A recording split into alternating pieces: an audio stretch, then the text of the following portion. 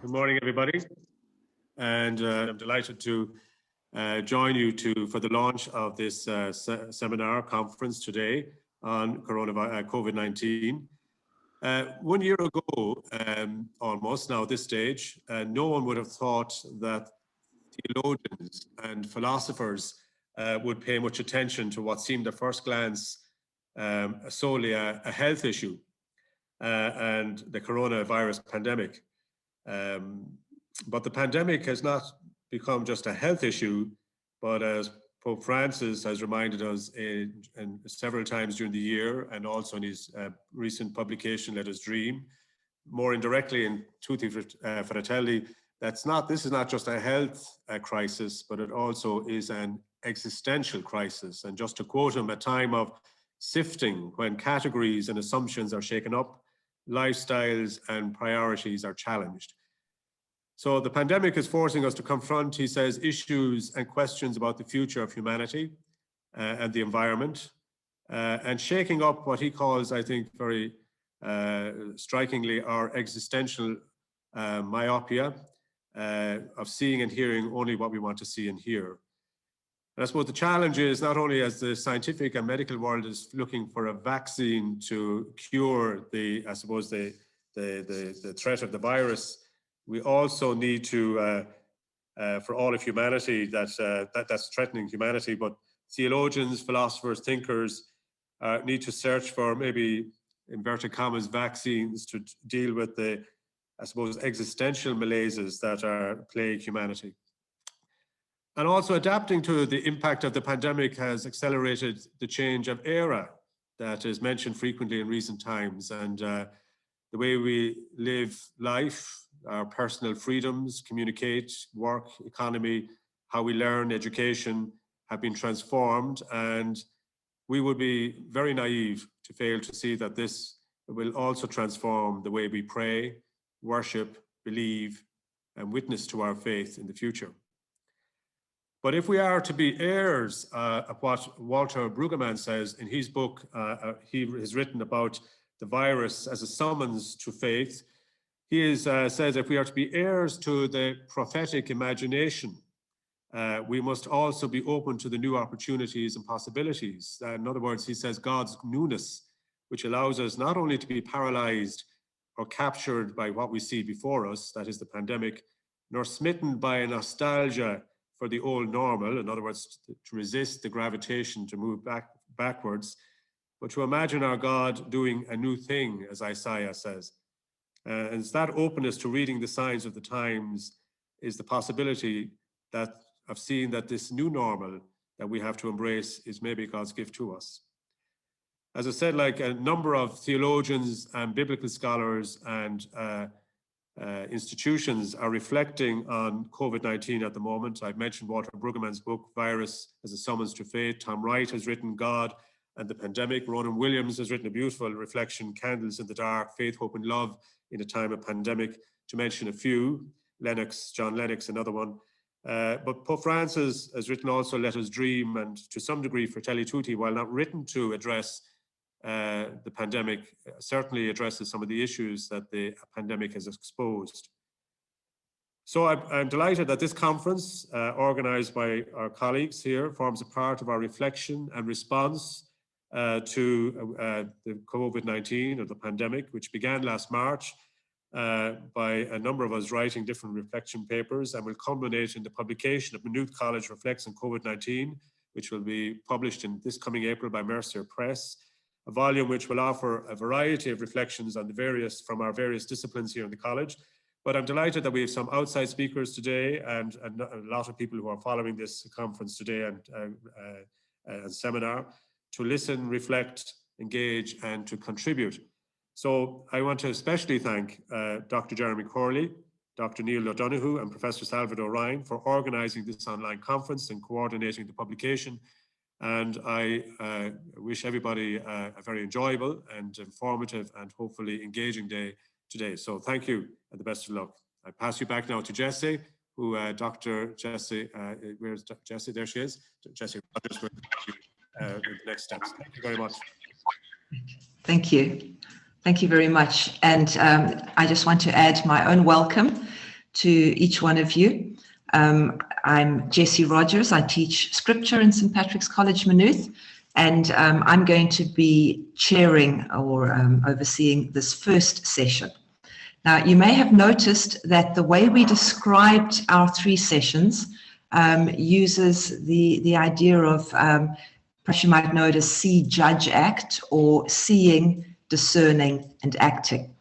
And so this first session we've called Seeing, and it's got 3 papers which are observing the effect of the pandemic on parish, on personal experience, and on popular religious practice.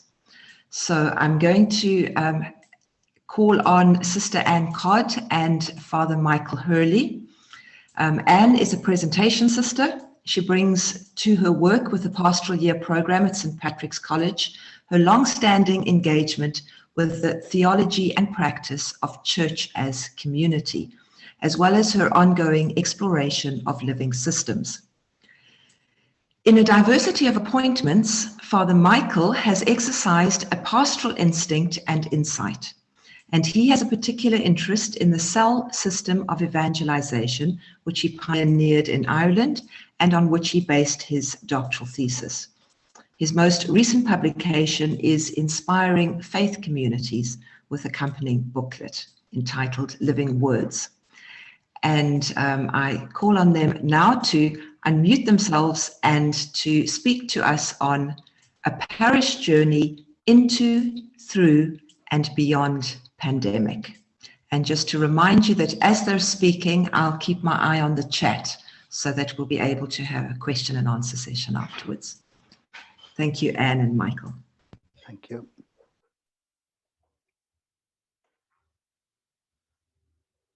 Thank you. Thank you, Jessie, and good morning, everybody.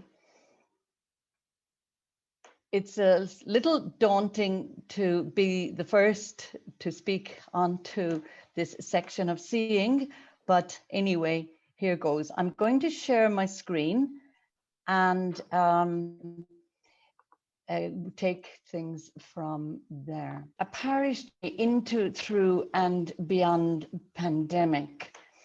Let me say the presentation is based on an article written late August, which will be in the publication forthcoming. Things then looked somewhat better than they look now.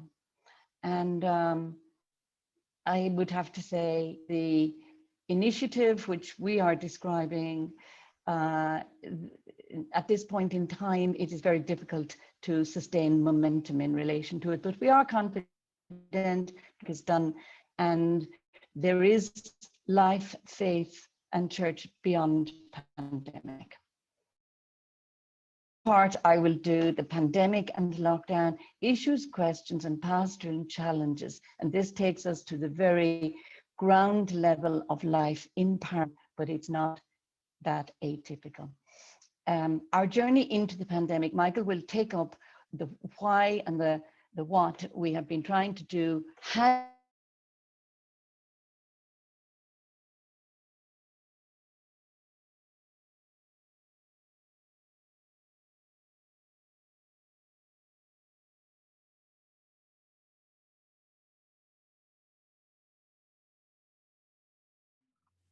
Our story is around what has been happening in the parishes of St. Martin's, Tala, and Bohornabrina, which has 2 distinct churches. So in effect, we have three very distinct communities, faith communities. Story begins, could easily be called towards, into, and through the pandemic, because it began in 2018, and it began with a question, and two questions. And the major question was, how can we get three distinct communities working together in a spirit of mission? And the second question, following from that, is that how could we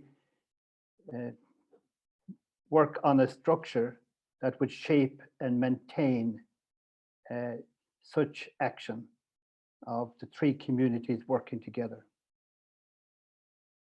It began with a problem, and the problem was that the three communities, being very distinct perhaps, one was rural, another one was very much a new new homes and new estates, and the third one was a more traditional one where the homes had been built 50 years ago. So the problem was that there was suspicion of each other, and indeed a lack of trust, and indeed in some cases, in some individual cases, even a hostility or towards each other. So that was the problem, and these were the questions that we sought to look at.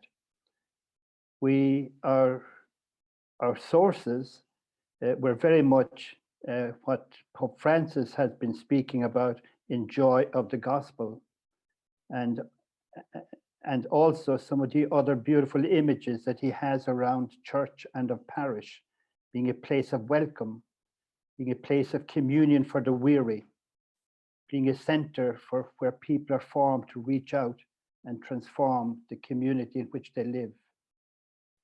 I was also very much influenced by the thinking of Pope John Paul II when he spoke about the newness of ardor, method, and expression.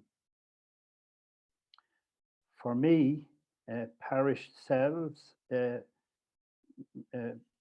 brought into focus some key thoughts, key insights.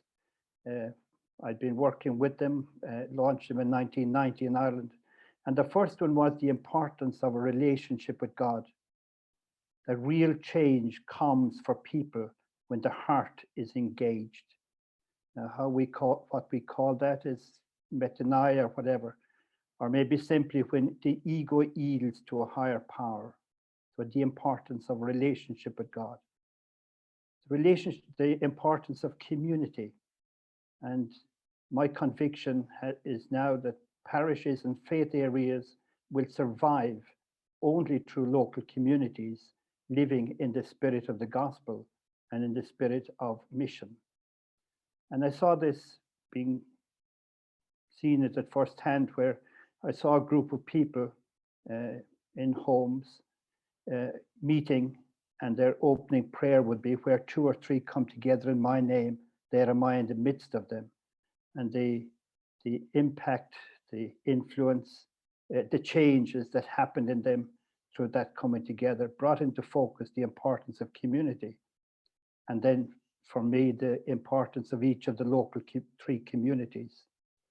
And the third important thought that inspired our work, or that guided our work, was mission.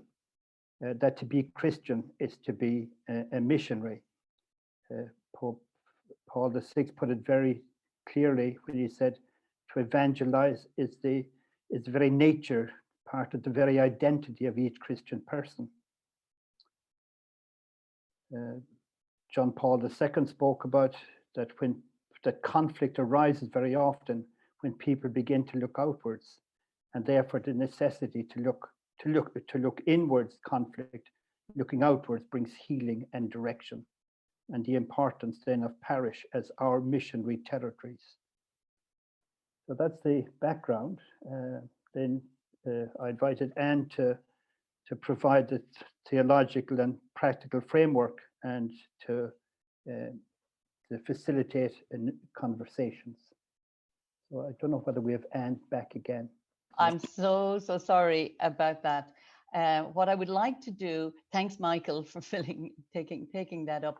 What I would like to do would be to highlight first of all, into and during the pandemic, we've been aware of the practical situation of people on the ground, deprived of the familiar ways of witnessing and nourishing our faith because of being deprived of opportunities to join in communal prayer life of the parish, in liturgy and devotional practices.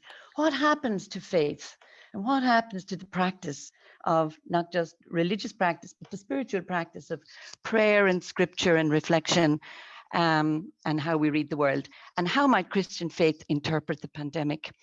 In this presentation, as originally planned, obviously we were only able to deal with the first of the questions, and even in the published article, the second question is worked at very slightly.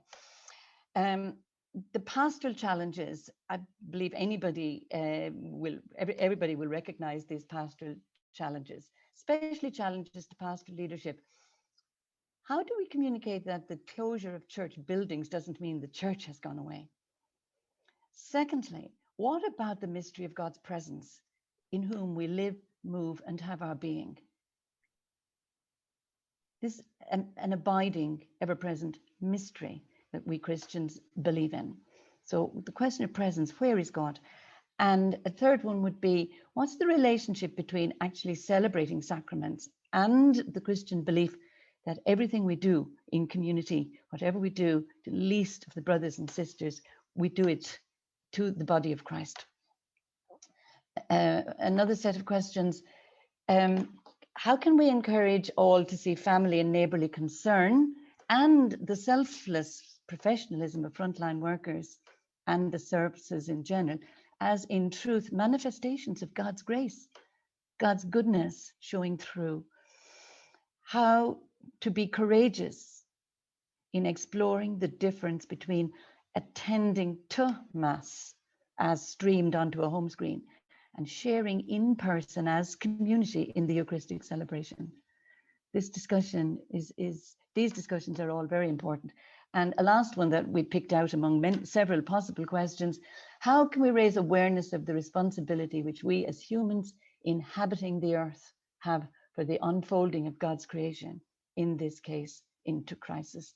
So these were some of the questions that came to the fore in conversations in the course of our work into pandemic. I think Michael has indicated that we're inspired by the kind of church described by Pope Francis in The Joy of the Gospel. We would say the evolution of this kind of church is a demanding yet exciting task. Okay, there we go. Okay, so very, very quickly, I'm going to really go through this. We decided to follow the advice in the framework documents published by the Bishops' Conference in recent years, that to set out to form pastoral council or other forms of sharing leadership. It's really helpful to get a small working group. And the small working group can be, you see, the group that is selected as a working group can have capacity for its purpose because it's fixed term, fixed task. It still represents the community, but it can give the leadership team the benefit of its expertise. Okay, in our case, we got a very good working group together. We got a chairperson who chaired, and that signaled the community ownership. And at the same time, that person comes to meet with the team at regular intervals. And so the collaborative nature of the task, as well as responsible leadership of the team, this is not rocket science. It's just that we have been on this journey of late. I don't want to miss this slide, because long experience tells me that lots of people come into willingly to engage with and share in pastoral leadership, but do not see the point emphasized here by Lachlan Sofield and Carl Giuliano how is it possible to discern God's will without spending time in prayer? And they will say a quarter of every meeting needs to be spent in prayer. Okay, over 4 monthly meetings, the working group generated a shared vision. I would love an opportunity to share that text with you, but it's too long. The key thing was that core text from Acts 2, they devoted themselves to the apostles' teaching, the fellowship, the breaking of the bread, and to prayer, and all the believers were together, everything in common. They sold property and possessions to give to anyone who had a need. It is consistently my experience over 30 years of working in pastoral development that the Spirit moves within each group that is earnestly seeking to be church. The working group recognized itself in the founding biblical text, and equally the biblical text came alive in the group's reflection on itself as a community called to be church. That's a living experience. I would also like to say expanding a dream for a parish beyond the customary few sentences of a seriously misnamed mission statement allows both the misgivings as well as the desires of the diverse membership to be aired, while drawing the basic orientation of the group in a shared direction. What I'm saying there is, please, the notion of this mission statement, it's misguided in my view. The mission is given. The dream we have for our parish is the spelling of the mission into our own time and place. The service of leadership and facilitation is to establish and hold conversations within the parameters of Christian mission. It's not to tell, it's not to teach only, it's to evoke the voice of the Spirit in the desires and the misgivings of the participants. As a living experience, which I'm always most anxious to share.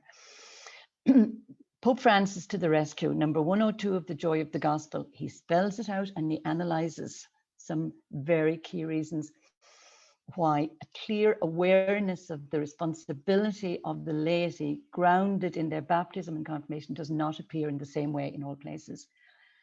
And he says they may not have been given the formation needed to take responsibilities, or in other places, room has not been made for them. So we took those 2 points from Pope Francis seriously to heart and said, okay, formation is needed and structures to make way for the voice of the faithful in decision making. Okay, so what we did was we put together a formation program. We only had 15 people on it. Let's be very true. We would have liked a lot more, but it was actually an experience of growing into a sense of co-responsibility. One participant, for example, a young mother who participated, the focus of the program has been on what it means to live as a baptized Catholic today, how we can better share our faith, build up our communities as places of welcome, where people will come to know the good news of Jesus in a way that speaks to our times. For me personally, it was a great relief that this group stuck in on the 3-month program and stopped thinking how to change everybody else, just to have experience. There's a longer feedback, which I will pass over. When we reviewed what we had tried to do, and it was still only January of this year, how are we to proceed in our emerging area-based groups, the ones that Michael referred to, the 3 church areas, so that the mystery we have glimpsed can become openly operant in our community as a guiding force and central feature of our witness. In the article, if you get it and read it, you'll find that our facilitator for that review actually likened what had happened in the group to having caught a virus. You will not believe it. He said, it's like catching a virus, and how do you pass it on? It's unbelievable. This I love. Round about that same time, Pope Francis was writing to the National Congress of the Laity in Spain. See what he said. See themselves as, and the whole church as the emerging people of God, which lives in a concrete history, which no one has chosen, but which is given to them like a blank page on which to write. Little did we know the blank page we were going to get. The church is called to leave behind its comforts, take a step towards the other, trying to give a reason for hope, not with prefabricated answers, but with incarnated and contextualized ones, in order to make understandable and accessible the truth that as Christians moves us and makes us happy. He wrote that in February. We found it truly amazing, setting us off into the journey through pandemic. So all we can say is that having that much done, there was a little groundwork